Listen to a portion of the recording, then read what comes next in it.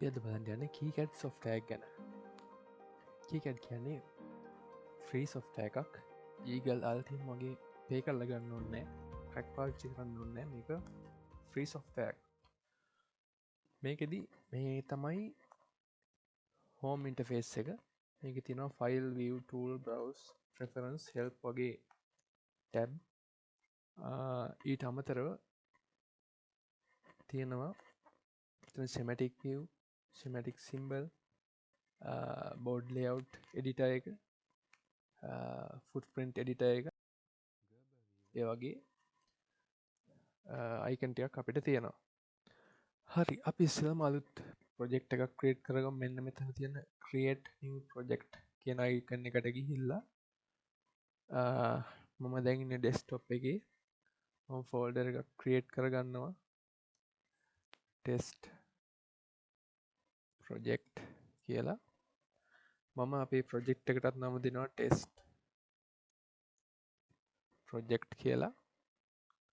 හරි, මෙන්න තියෙනවා අපි හදාගත්ත project එක.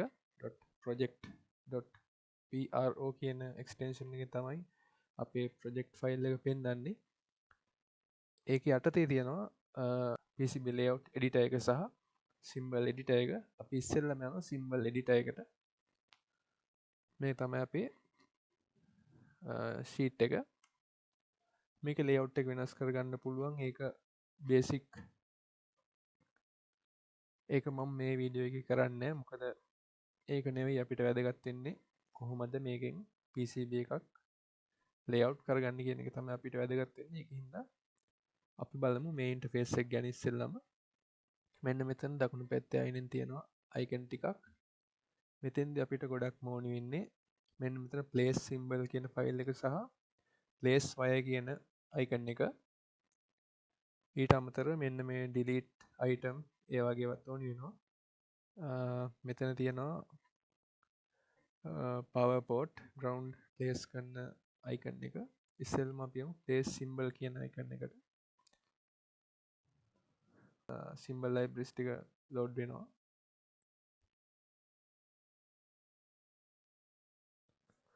හරි, මේ විදිහට load වුණා. හරි, මෙතනින් ඕනි component එකක් අපිට add කරගන්න පුළුවන්. මම මේ වීඩියෝ එක මෙතනින් නවත්තනවා. ඉස්සරහට තව කොටස් විදිහට මේ වීඩියෝ සීරීස් එක එනවා. ඒකින්ද subscribe කරලා තියාගන්න. bell icon එකත් click කරන්න. එනවා. සුබ දවසක්.